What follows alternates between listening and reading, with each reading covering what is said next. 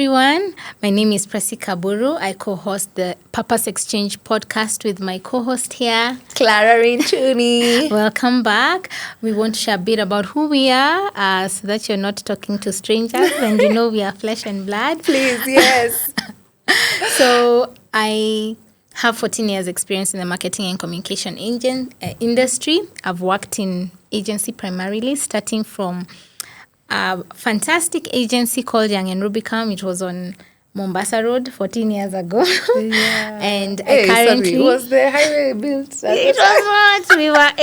I don't even know how we were getting to work. God. He's come from far. We've come from far. Yeah. We call him Ebenezer. So now I head a PR and comms agency that is global out of the Nairobi office called Weber Shandwick East Africa. Besides that, I'm a trained counseling psychologist. I'm also an accredited conciliator recently. And those skill sets have been so important to me, especially the psychological bit. Yeah. It's interesting how I found myself in that career space. Tell us how. It came from Dusit Attack. I found myself in the Dusit Attack. Yeah. And when I was hiding there, praying, asking God to save me and all that, I started trying to figure out what would make someone want to leave the house in the morning knowing that they're not going to come back and do this evil. And I realized that this person must have so much anger, so much bitterness and resentment. And I think I can attribute everything that I experienced during that time to the Holy Spirit, because I started asking myself, if somebody came to my village or my home and, finished off my family, left me destitute in the streets, would I, and then a band of thieves came and adopted me, fed me, clothed me, met my basic needs, and then they told me, those are the people who, did what they did to your family. Here is a gun and go and do whatever you need to do. I think I would have been like those people. Ready, in fact, one of them was from my village. So I found myself in a space where I stopped praying for myself and I had so much empathy. I started crying out to God for their souls. And I know it's not a story that many people can relate, because how can you be praying for people who are coming to kill you? And that's why I say it was very divinely inspired. And after that experience, I was speaking to a counselor the next day just to debrief. And then, I think you need to pursue psychology because your levels of empathy are very high. And it was a given factor. I used to be the type of person who'd go above and beyond emotionally for people. And so that's how I found myself doing psychology till a master's level. Yeah. How it has helped me, I think, the biggest gift psychology has given me is self-awareness. Being able to know yourself, being able to see yourself and understand yourself, especially in a context that tries to define you, like the space that we work in, has been very instrumental in my growth. I think people, when they hear psychology, they think, oh, you're analyzing us. You're mind reading. Well, yes. But I think it also helps you navigate relationships better with a greater awareness. And that is such a much needed skill in any professional background. So Clara, maybe you can tell us about yourself. True. So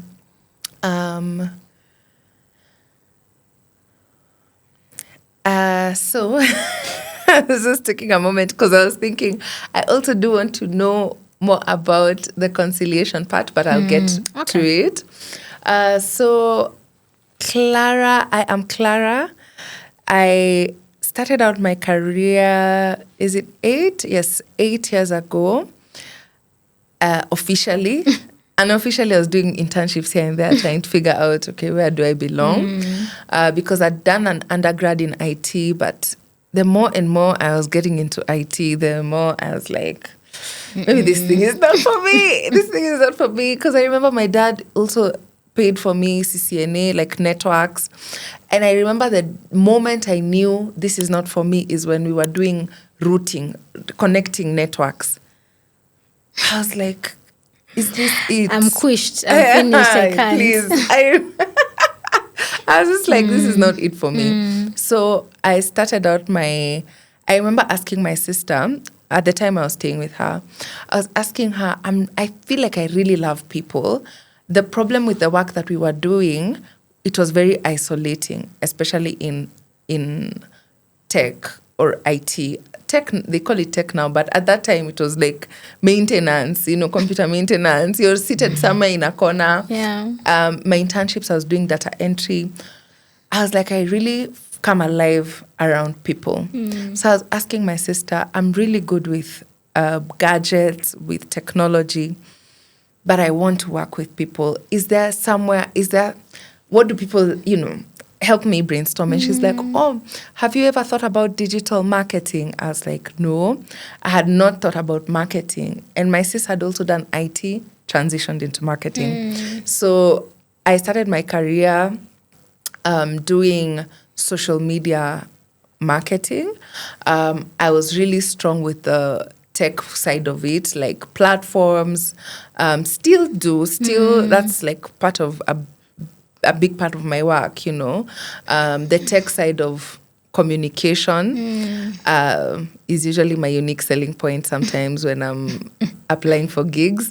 So I started out social media marketing, moved into content management. That's like producing videos.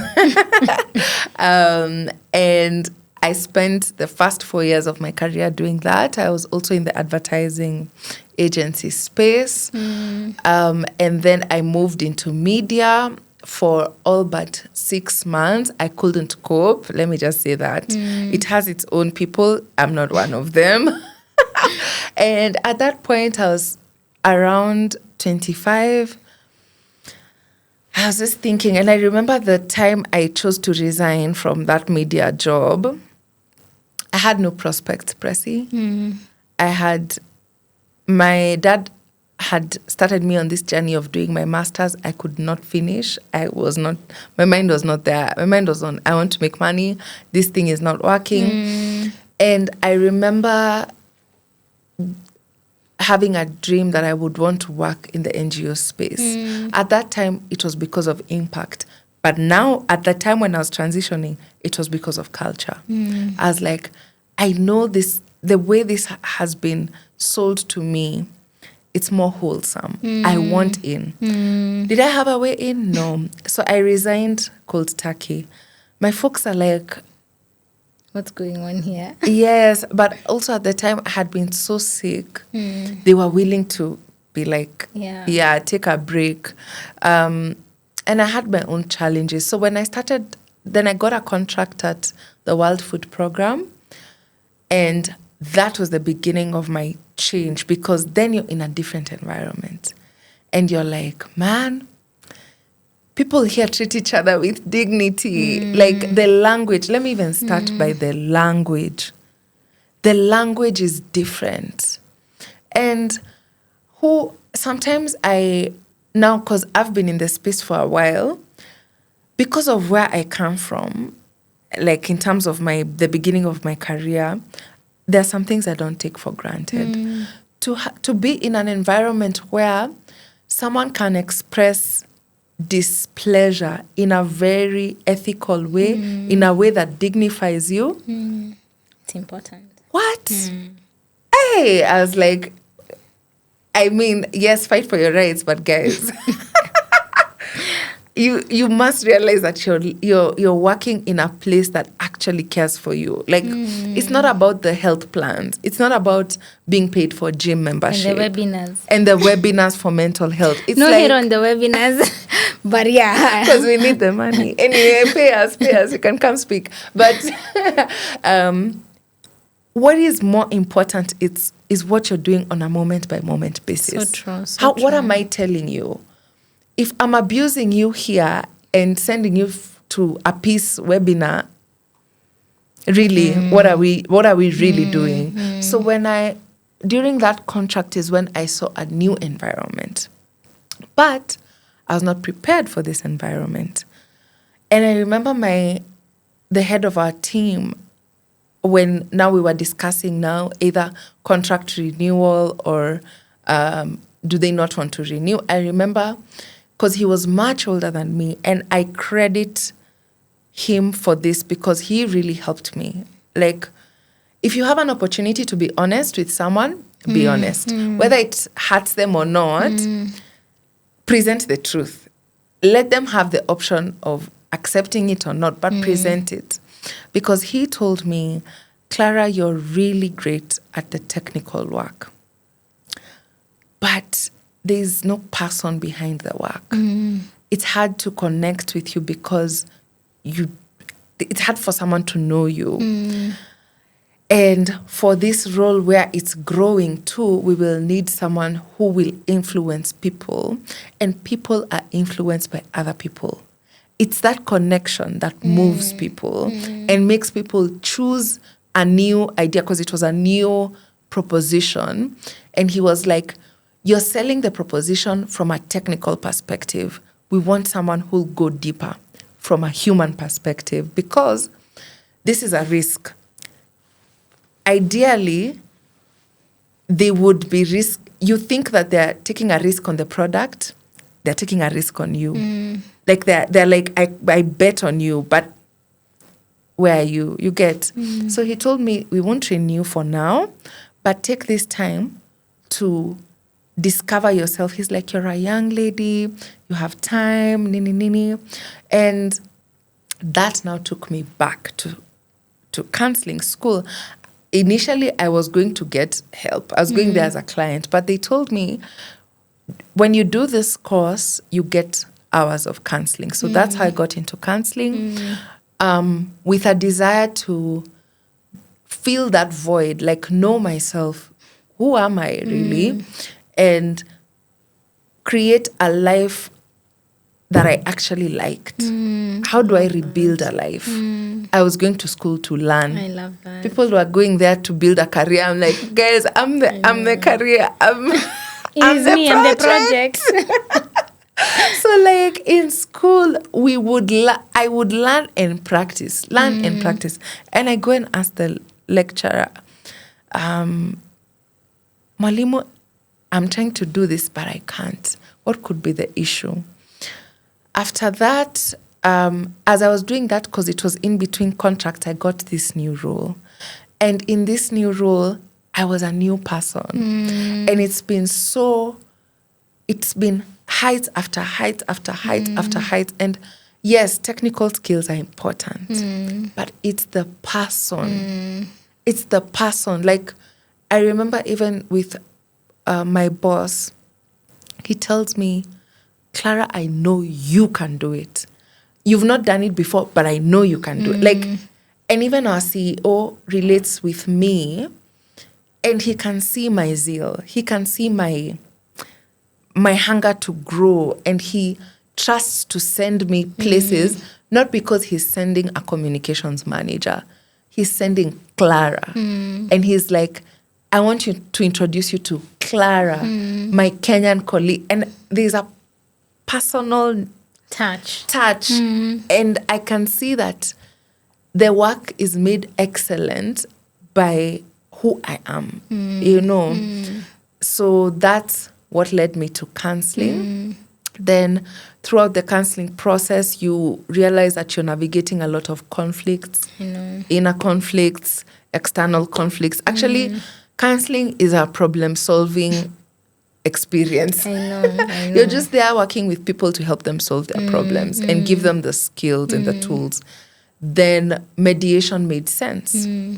Mediation is an alternative dispute resolution that's actually recognized by the judiciary in Kenya, and it preserves relationship as opposed to litigation, where it's like, for litigation is like you win or you lose. Yeah. But for mediation, they try and get a win-win situation for both without tarnishing the existing connection you guys have. However, it is not personal. It's very, let's solve the issue. Let's solve the issue. It's like, stop fighting. Yeah. It's Stop, like, guys, please. Just let's stop. agree. Yeah. Yes. Yeah. You, what are you willing to give? What are you willing to give? Work. It's very much issue based. And at this point is where I'll invite you to talk about conciliation. Thanks so much, Clara. And first, I wanted to mention how, as you're talking about your story, it just dawned on me how intentional God is, because I can only imagine the devastation that you must have felt when the UN, the World Food Program, didn't renew your contract, and you're like, wow, okay, what will happen to me? But I can see his hand in that I need you to excel in this role, but there's a gap and deficiency here that I can see, and the best way to treat this is through counseling. And because of that training, that's what has led you to be so successful in your job and has opened even other doors for mediation. God is just such an amazing God, guys. If you're not saved, come. We can pray for you. Welcome. Yeah. He's so intentional. Yeah. He doesn't play about his children. So conciliation now takes a step further from where mediation lives, because as Clara has put it, mediation is very issue-based. It's like, stop fighting, relax. Yeah. But conciliation looks at the relationship, the restoration of the relationship. And there are two effects for conciliation.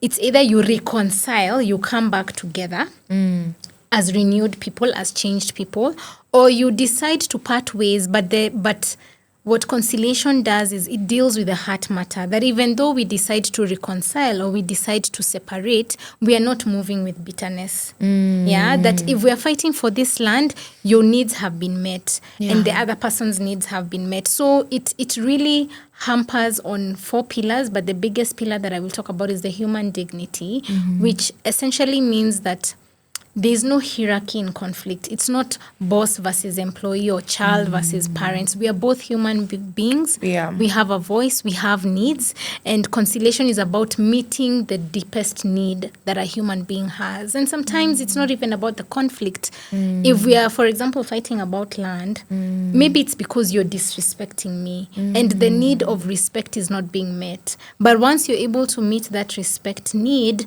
the conflict is a secondary issue. So conciliation really looks at the heart issues. It ensures that even as we are stopping to fight, we are not departing or coming back with unresolved or unfinished business, as we call it in psychology. Yeah. And how I found myself there is through conflict. Yeah.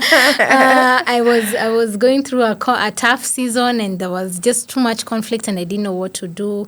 And I'm just so grateful that God led me to my auntie who started mediation in Kenya. Hi, Aunt Joy. And she, I was explaining to her and I was rambling. I'm like, I'm going to go and read the Riot Act. They shall know who I am. And she's like, okay, then now what does that resolve, And she highlighted a part of me that I hadn't seen, that sometimes we really want to thump our chest to try and resolve issues. And I can see how that has been evident in my career, because even coming up in advertising, it was like jump, how high? Yeah. There was no question asking. Look at even our 844 system. It's just, there was no platform for healthy discord. There was no platform for exchanging ideas. So she suggested, come, let's do a conciliation. I had not even heard about I knew reconciliation. I had not had the greatest preview of conciliation as a concept. It was like a word that existed in the dictionary, but it was not living. It was not and alive active. in you. Yeah. And so I went through the training, and it was just so profound. It was just so profound to me. It was so profound that she's even starting it. Yes. Yeah. So I was influenced. because at the end of the day, we are stewards of one another, and God really cares about how we treat one another. He cares about how we leave an impact on the people that we meet. And you can't go thumping your chest with everybody. We can't exist in a silo. True. We must learn to cohabit with other people around us. Yeah. And these people are there in your life for a reason. In fact, one of the challenge we were being asked is, who's a difficult person really? It's you who's labeled that person difficult. And they're difficult because the true essence is that there's a need that's not being met. True. So if you're able to remove hierarchy, remove titles, remove classes from the conversation, come to the table and try to dig in deeper.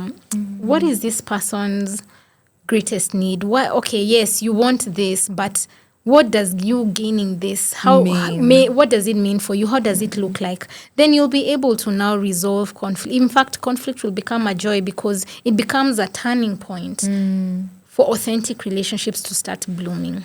Yeah, wow, that's lovely. Yeah. That's lovely. So, on this platform, now you've known us personally, or rather from a professional standpoint, and the different hats we wear that are not quite different.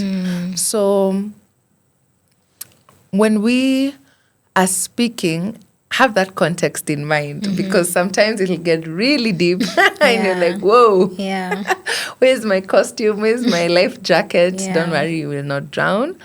But there is much to be said about gaining the skills you need to navigate the stage of life you're in. Have it as a sensitivity that if you're not managing conflicts well, maybe improve your conflict management skills. You know, if you're finding yourself in crisis constantly, maybe improve your crisis management skills. And I think maybe that would be the learning I'm picking and I'm running with as I not only grow in my career, but also as we interact in that this is something I experience in the work that I do, that the nature of the work we do is, for instance, even with my communication, we do a lot of work in human-wildlife conflict.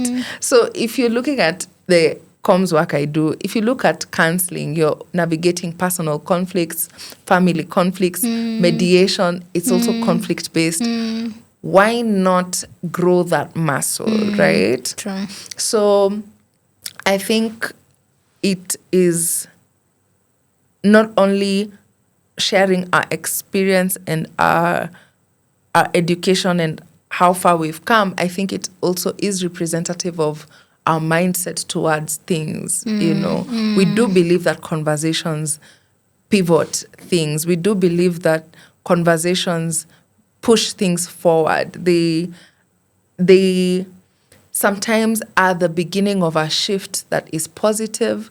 Sometimes are the beginning, the conversations we have are the beginning of new realities.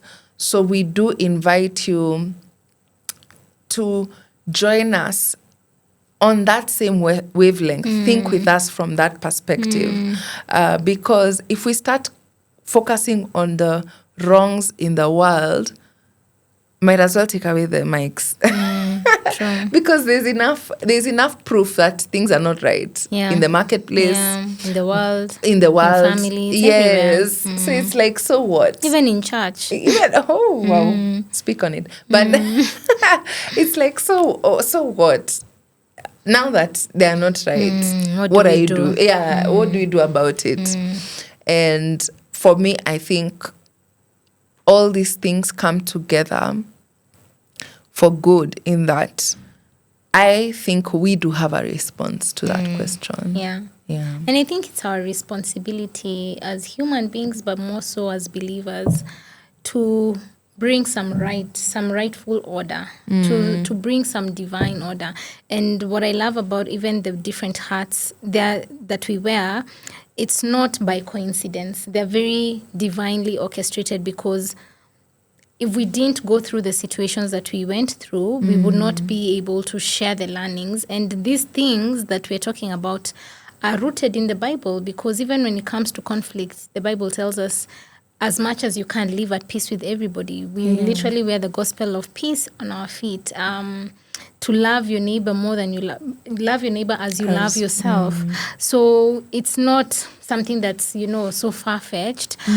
These are just different ways in which we're able to relate with people. We're able to bring impact in the world and create a world that is shalom. Create shalom within ourselves, because even with mediation, you can mediate on yourself. You can psychoanalyze yourself. You can conciliate yourself, and how that even plays in the marketplace. Other people can be, some experience that you had here, some other experience that you had here. What I'm trying to say is that there is no experience that does not actually ladder up into something that is very important in your life. For a very long time, once upon a time, before Christ era, I used to race cars on the Southern Bypass, Hello. And I used to be a race. Don't see me like And that. it's good.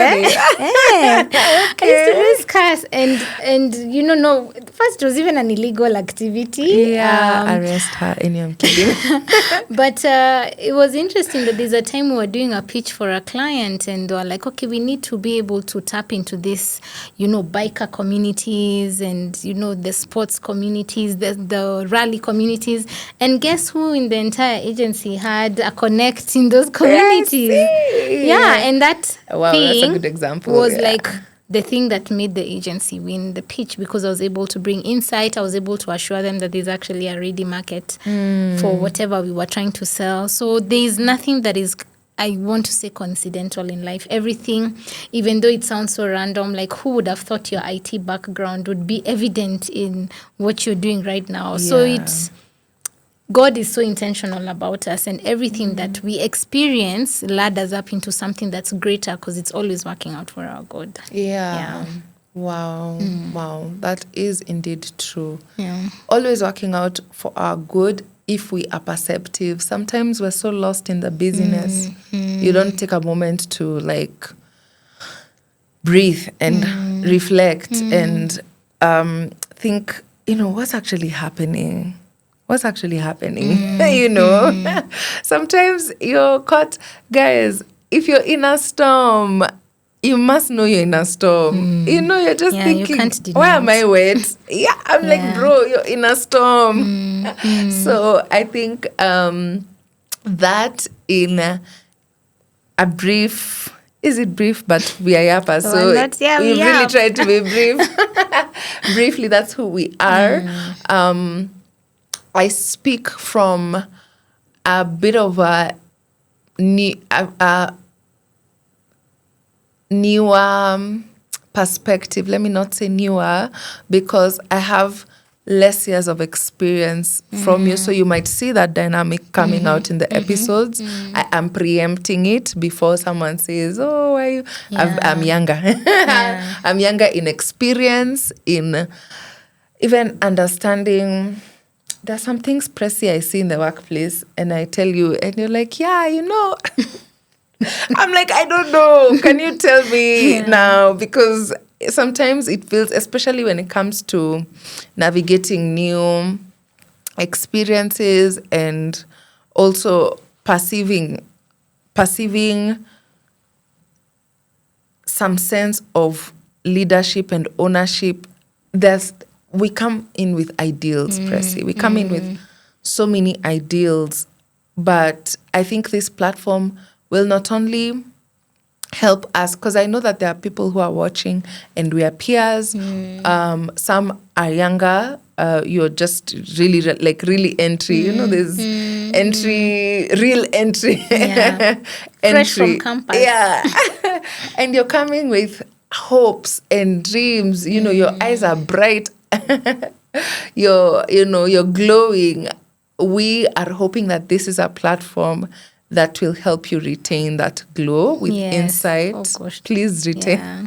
Fight for it. Fight for to your retain light. it. Yeah. So thank you so much for tuning in today. Pressy, any parting shots? We're just excited to walk with you this journey, and we are really praying that you'll also be a source of illumination in the marketplace through these conversations and even other conversations out there. So keep tuning in. Please, we've attached our platform links to our platforms, our social media platforms. Feel free to connect with us there. Yeah. Feel free to send us comments, messages on our email. We'll also attach that if you want it to be a bit private. Yeah. But connect with us. We would be really happy to have an awareness of what you think about it. What has been your journey? Where are you at right now? Is this a rumor? Do you think that, these chicks are hallucinating? What do you mean? light in the marketplace. This Yeah. place is dark. Yeah. Yeah. So let us know what you think, your thoughts, and your opinions, your perceptions. They're all welcome. I think they contribute. Your voice contributes to the conversation. Very true. Yeah. So thank you so See you much. next time. Bye.